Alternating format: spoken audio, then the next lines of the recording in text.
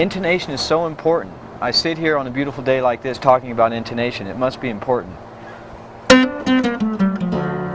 We'll ask anybody off the street. Oh, excuse me.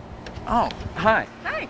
I see you're in a hurry, but when you, strange question, but when you go out and you hear a fretless bass player in a band, what's your main concern? Intonation. See? Lady off the street.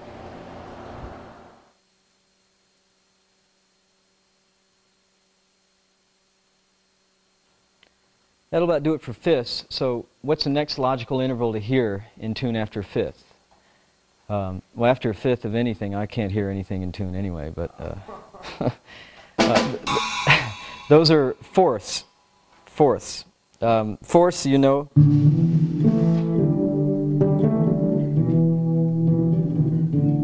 Basically, you can play them by barring your finger across or by playing separate notes. But without drawing things out too much here, it's the same consistent exercise, just listening. Listening to what a perfect fourth sounds like in tune and listen to what it sounds like out of tune. You'll notice my left hand, there's an A and a D. Just the slight pitch of my finger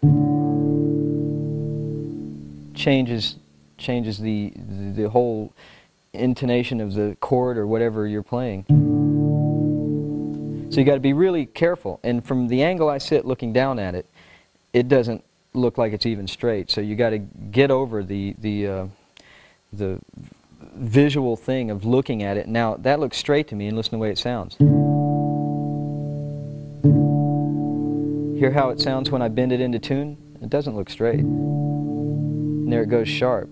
So you just have to play these. I'll do this one real fast. 1, 2, 3, 4, 2, 2, 3, 4.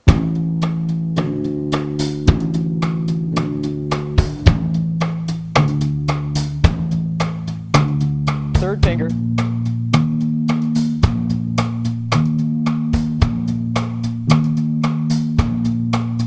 Fourth finger.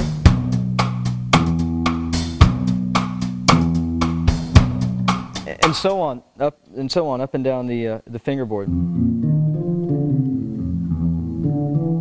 Sometimes you'll facilitate them a lot better by playing them with two fingers.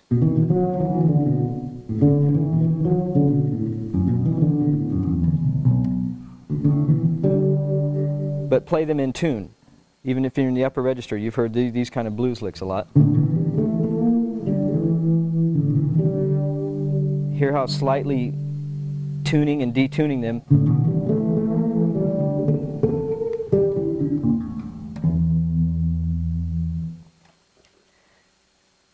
Here's a one-position force exercise that'll give your left hand quite a workout. You use all your fingers. Remember, listen, don't look too much. You'll see me looking over at my left here, and that's a trick I have. There's a music stand right here, and which leads me to another point. But if you're ever reading in the studio or wherever you're reading, if you find if you put your music slightly to the left, you're able to, with your peripheral vision, watch your shifts as well as watching the music, as opposed to you see some people looking this way. Got to look back and forth. This way you kind of kill two birds with one stone. Force exercise. 1, 2, 1, 2, 3, 4.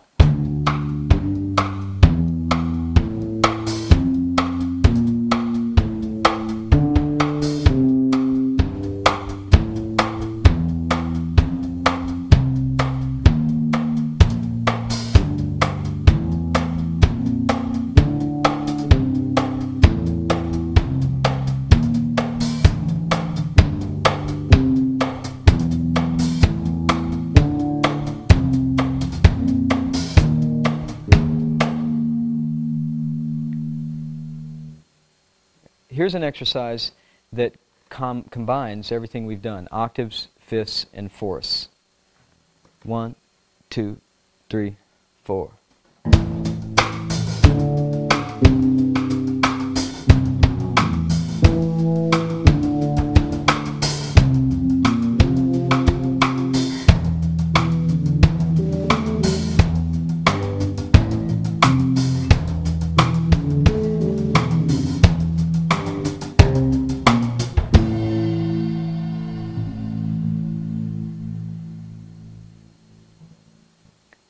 Listen closely. in and out of tune. I was having to make millisecond adjustments in there just to keep it roughly, absolutely, almost in tune. I picked up the big bass now. It was a quick change, huh? And I'm going to play a more advanced exercise utilizing fourths, fifths, and octaves, shifting around on the instrument, and really listen to my intervals. And I'm going to keep this D droning, which is a great thing to do. Find an open note on your bass and let it drone and tune against it. You'll be tuning the octaves, seconds, minor thirds, major thirds, fourths, fifths, flat fifths, all the notes. You learn to hear them relative to an open string or a constant pitch. So here we go with a brand new song of mine that I haven't written yet.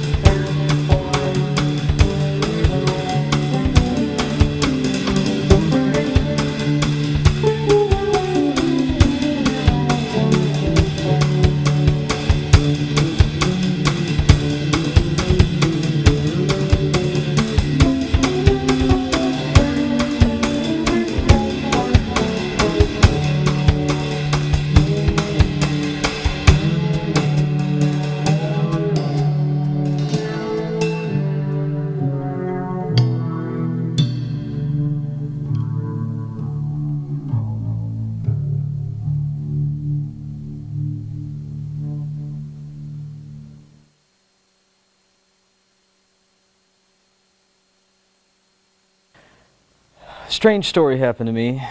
I was in college and I got called to go do a gig. And this just shows you the public's awareness of a fretless bass. I mean, I've kind of grown accustomed to it, but North Texas State University, go to a gig at the I-35 Club playing in a country western band. And I had a fretless bass because it was shortly after that I ran over my other one. So I take it in there, and this guy with a cowboy hat and big boots, which I have nothing against, he goes, "Golly, look at that thing. It ain't got nary a fret on it." And thank God I grew up in South Carolina and I understand what nary means. That it didn't have a single fret. And he said, "Gee, did you pay less for that thing because it don't have no frets on it?" And, you know, I went to the bar, and that story gets worse because, I mean, I'm confessing this to people. It's stuff, there's a lot of rumors about this. But yeah, I went out that night, and I get halfway back to my college dorm, and I keep my bass right behind my seat there, and I notice it's not there. And I go swinging over I-35 back up to Oklahoma, and yeah, there's my bass laying in the parking lot with a tire track down the gig bag. And before the other one ever even came back, I ran over my fretless bass. I think it had a lot to do probably with that club. And if that club's still around, you should visit it. Let's move on. Thirds and tenths. Now it starts to get pretty.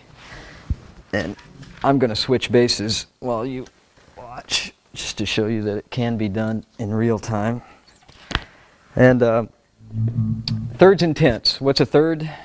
A third is, and a tenth is merely that third taken up an octave. You've heard that sound a lot, I'm sure. Same principle. I know it's boring, and believe me, I have to sit through it every day because I practice it, but I know it helps. G to B. 1, 2, 3, 4. Listen closely.